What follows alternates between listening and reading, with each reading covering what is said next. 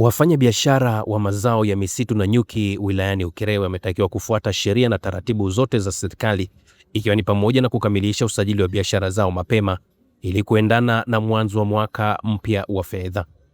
Rai hiyo imetolewa na mhifadhi misitu wa wilaya ya Ukerewe James Lois Juma akizungumza kwenye mkutano uliowakutanisha viongozi wa uhifadhi na wadau wa mazao ya misitu na nyuki wilayani humo. Bwana James ameeleza kuwa lengo kuu la mkutano huo ni kutoa elimu na kuwasisitiza wafanyabiashara hao kuzingatia miongozo ya kisheria inayosimamia biashara hiyo, huku akisisitiza kuwa hakuna mfanyabiashara atakayeruhusiwa kuendesha shughuli zake bila kuwa na usajili halali. Lengo ni kuwasisitiza wafanyabiashara wa mazao ya misitu kufuata sheria na taratibu zote za uuzaji wa mazao haya ya misitu. Kwa mfano sasa tuko mwanzoni mwa mwaka wa fedha, tumeshaanza tarehe 1 mwezi wa 7 na leo ni mwezi wa 8. Wafanyabiashara wote wanapaswa kusajili biashara zao na kupewa usajili ili waweze kufanya biashara zao kwa kufuata utaratibu uliokamilika. Na pia tunakutana na wafanyabiashara hawa kuwakumbushia taratibu zote zinazotakiwa kufuatwa katika kusimamia biashara zao, pia na kusikiliza changamoto ambazo zinawakabili katika kufanya biashara hizi, kushirikiana na mamlaka mbalimbali za serikali. Lengo ni kutengeneza mazingira mazuri ya wafanyabiashara na waweze kufanya biashara kwa uhuru kwa kufuata sheria, taratibu pamoja na kanuni zote za biashara ya mazao ya misitu. Changamoto wa wafanyabiashara tunaendelea kuwasisitiza na kuwafuatilia na kuwaelekeza zaidi katika swala zima hilo. Changamoto za vibari, changamoto tunazitatua kwa haraka kwa sasa, na tunawaelekeza kabla hawajasafirisha mazao hayo waweze kulipa ushuru wa halmashauri, wawe na usajili kutoka wakala wa huduma za misitu wa kuuza mazao ya misitu. Wakishamaliza watalipia taratibu zote zinazotakiwa TRA waweze kusafirisha mazao yao. Kwa wafanyabiashara wanaendelea kufuata na wanapata uelewa. Changamoto zinazokuwepo ndogo ndogo tunajitahidi kuzitatua kwa wakati ili waweze kukwama katika ufanyaji wa biashara zao za mazao ya misitu na nyuki. Mfanyabiashara pale anapokiuka utaratibu kama ameshaelezwa, kuna faini zinatolewa kulingana na makosa alilofanya katika biashara hiyo ya mazao ya misitu. Kama kulingana na kosa, kama hana vibali, kuna faini na pamoja na faini za ufifirishaji, yani compounding, inaweza kuanzia milioni 1 na kuendelea. Itategemea na makosa aliyofanya. Kwa hiyo kabla hawajafikia kwenye makosa, mimi na wasio wafanyabiashara wafuate taratibu zote zinazotakiwa kama tulizokutana leo kwenye kikao hiki cha wafanyabiashara, tukaelezana utaratibu wa kufanya hizi biashara. Kwa mimi sitegemei mfanyabiashara afanye makosa ili tumtoze faini, nategemea afuate utaratibu mzuri ili aepukane na faini na kukuza biashara yake. Tangia afike hapa nafikia huu ni mwaka wa 2. Lakini pia amefanya vikao mara 2 pamoja na sisi. Tunamshukuru sana.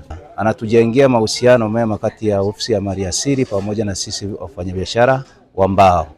La pili, pia anatupa mwanga pale ambapo tutakuwa tumepata janga lolote lile ili tujue kujikwamuaje kufuatana na elimu ambayo anatupatia yeye.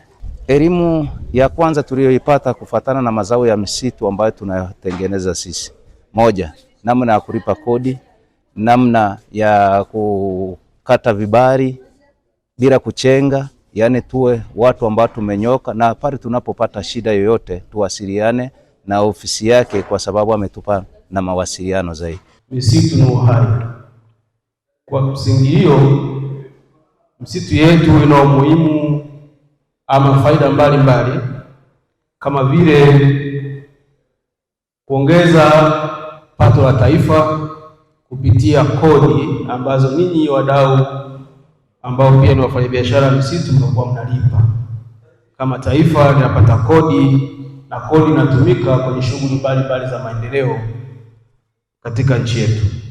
Lakini vile vile misitu inazalisha ajira, ziko ajira za moja kwa moja na ajira ambazo si za moja kwa moja. Vile vile katika mnyororo mzima wa misitu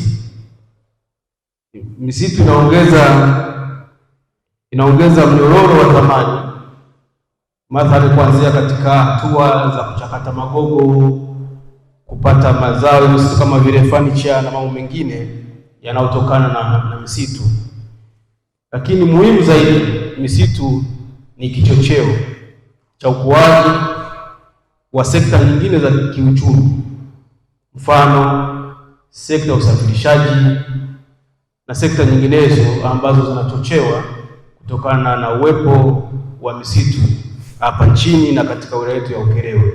Na uzuri katika eneo hili, nyie wote ni mashahidi, mahali ambapo kuna msitu au mahala ambapo kuna shughuli za uchakataji wa mazao ya misitu, kunakuwa kuna shughuli nyingine zinaibuka. Mfano kama mamalishe, tukienda kule na Katunguru kwa viwanda vyetu vya mbao, mamalishe wale wanaishi kwa kupata kipato kinachotokana na uwepo wenu katika lile eneo. Ndio maana kusema kwamba misitu ni kichocheo cha ukuaji wa sekta nyingine kiuchumi. Napenda kuwashukuru tena TFS kwa kuongeza fursa na elimu na kuwashukuru wafanyabiashara mliohudhuria kikao hiki, na naomba kikao hiki kiwe mwanzo wa maendeleo makubwa kwa wilaya yetu ya Ukerewe kwa kufuata malengo ya biashara endelevu, mazingira salama na umoja. Usisahau kusubscribe, like na kubonyeza alama ya kengele. Asante.